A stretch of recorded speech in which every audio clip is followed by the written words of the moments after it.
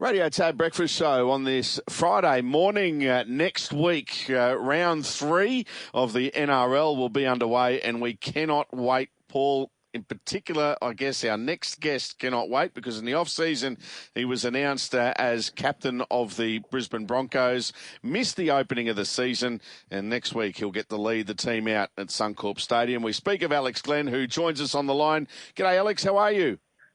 I'm great, thank you, guys, and you're exactly right, mate. I can't wait to get out there next week.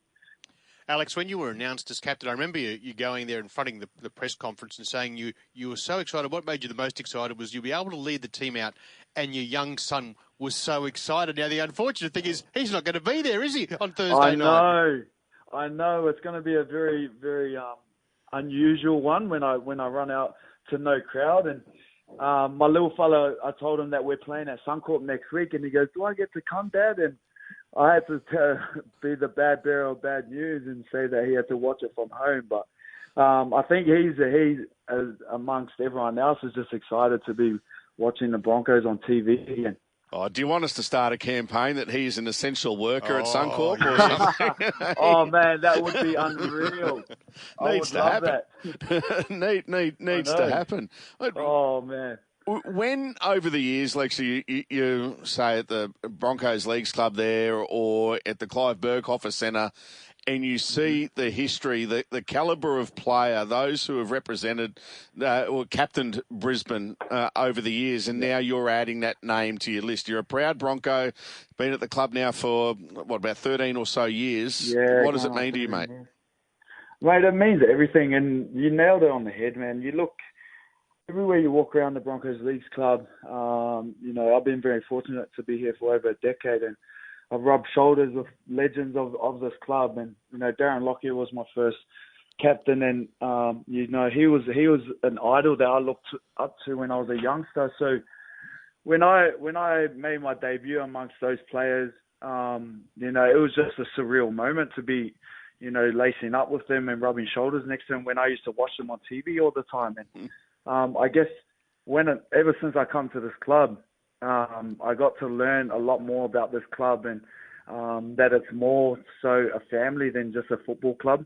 And their morals and what they want from their players is to be better men instead of just good football players. And that really hit home with me because my family's always raised me to be humble and to have the true values of respect and gratitude. And this club is all about that. And I guess over the decade, I've just learned to, really appreciate this club for what they do for us players and also their fans. And like I said before, it's more than just a football organisation. It's a family to me. And to be able to be their captain this year is just, it's something that I never imagine myself being when I first made my debut. So a lot of emotions went through my mind when I was making the announcement, and it was just a surreal moment for myself. Alex, how's the injury? You 100% good to go? I'm 100% good to go. Good to go. Yeah, the injuries are all good. When NRL got canned and cancelled, I was looking to make my comeback against the Titans in round 3. So it was a bit of a bummer. But I think the best thing about it was, I wasn't rushing back to get back on the field. I had a lot of time to make sure that my injuries were fully healed, and it's just been a long wait now to lead out those boys. There'll be a couple of changes to the forward pack from what we saw in the game against South to next week. Yourself and Matt Lodge also available. Unfortunately for young David Feeder, he'll be missing, but not for all that long. Mm-hmm. So do you think Siebes knows the final makeup of the forward pack as of yet? Yeah, I think he's got a great understanding on the forward pack that he wants. And the beauty of our team is, last year we went through some hardships with a young squad and, learning the fundamentals of consistent training and all that stuff. But our young squad this year is just, they've learned a lot of hard lessons and we're a lot better for it this year. And I think our first 2 rounds of football, we come up against 2 quality teams in the Cows and Rabbits. they put on strong performances without myself, without Lodgy, you know, and it just shows the nature of this team and where we're at the moment. And, you know, the fact that Lodgy and myself will be back, you know, hopefully next week, Lodgy, you know, it's just going to add to our team. And I'm excited about the years ahead, about where the club's growing this team and what they're putting into making sure that we bring success back to the Brisbane City.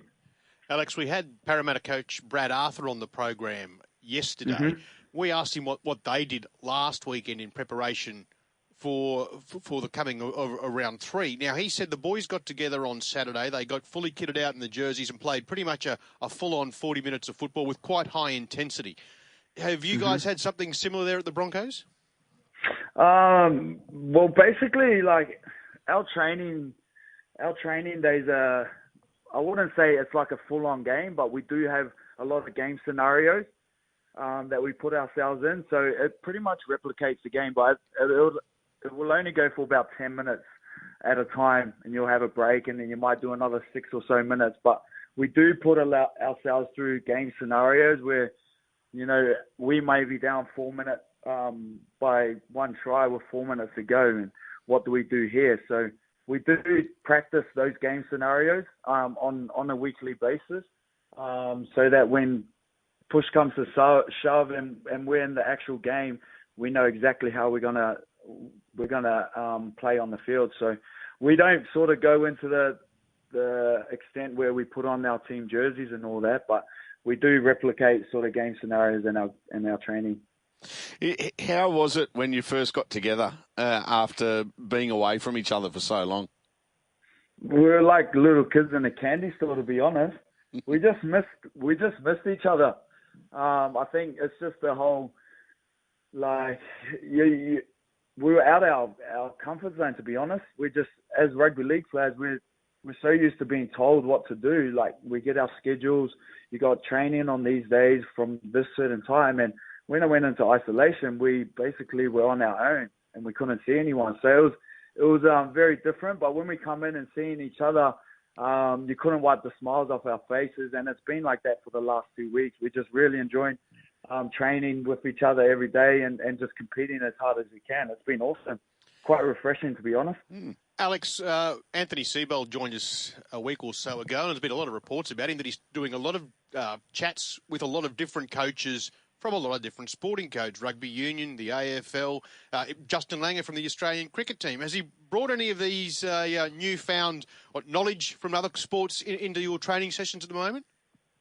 Not that I've noticed, but one thing that I've noticed with Seb is he always loves learning from different coaches, like you said, and taking little things on whether it may be how they recover after short turnarounds or what so. And the whole, I guess, style of training that we've done hasn't changed up too much, but I think the whole, meetings in the morning, he's made it really fun with the boys. So it's not like you're going to school and get your notepads out and we got a couple of reviews to watch. He's made it really fun and lightened up the whole, I guess, meeting agenda around the boys. So that's been the biggest difference that I've noticed at training. But yeah, it's a credit to Steve because he loves to learn from different teams. And, we all love watching sports docos, and we've been watching The Last Dance, the Michael Jordan doco. And me, myself, I picked up a lot of things that, I'd be using at training on a personal level to make sure that I'm competing as hard as I can. So it's been awesome, and I love that the coaches, setting the example from the front. I thought you were going to tell us you just like sitting around at home watching TV, smoking cigars now. Us boys have been tossing up the whole cigar scenario, saying what would be the reaction, but I don't think it'll go down too well. Mate, the cigars, or you just taken now to a lot of people actually have had a go at Michael for the way that he trains, but in the demanding that excellence at training. But in a way, you look at all the great competitors around the place, and you've played with a lot and leaders, and I suppose now you're a leader too, Lexi. That, mate, it's not so much you've got to you train the way that you want to play, don't you? 100%. You're exactly right, and that's one of the big factors that I took out of that documentary of Michael Jordan was he wasn't the nicest player in the team, and he demanded excellence, and he might have had some arguments with his teammates, but at the end of the day, they respected him because they all wanted the same goal, and that was victory and success at the end of the season. And me myself, like I've always sort of been that nice guy, and sometimes it just opened my eyes up to sometimes the bigger goal. In order to achieve something you've never done before, you have to do things you've never done before as well. So maybe I might have to be harder on some of the boys throughout the year, but at the end of the day, we want to succeed, and we want to bring that premiership back to Brisbane, and you got to have some tough conversations sometimes. It's interesting you say that, Alex, because everyone says you're one of the nicest blokes going round, and if it's not in your nature to be aggressive with a teammate, it's going to be difficult, isn't it? Oh yeah, don't get me wrong. I'm not going to be this macho guy going around and trying to bully the boys, because that's not who I am. But I guess when there's shortcuts being taken, or someone's not doing their job, I'm not going to hesitate to put my foot down and be honest. Tell him that he needs to be better and be honest. Exactly right. Be brutally honest. Sometimes it can go two ways. They can see it as, a bit of disrespect, or they can see the bigger picture and what I'm trying to achieve from our team. So, Alex, one thing I just want to mention with you is that someone you played way back in the inaugural under-20s competition back in 2008, Andrew McCulloch, leaving the club. He's given great service to Brisbane. Oh, mate, he's given... I played my whole career with him, and to see him go, it's been hard to take, to be honest. It was a shock at something that I didn't expect coming, and at the end of the day, I'm very happy for Macca. He's a wonderful player, and he deserves everything in his career, and it's just sad to see him go. We've been here for nearly 13 years, and he's come through the Cyril Connell, the younger development. So he's had a lot to do with this club, and I know it would have been a hard decision for himself to make, to leave Brisbane. But, I'll always be a good mate to him. He'll always be a good mate to me, and I wish him all the best. Well said. Well, mate, really looking forward to next week at Suncorp Stadium, seeing the team in action against Parramatta. But one thing I'm really looking forward to seeing is you lead the team out. You deserve to have that C next to your name, Alex. Been great to catch up with you on the program. All the best, not only for next week, but for the rest of the season. Thanks, fellas. As always, I really appreciate the support, and let's go Broncos.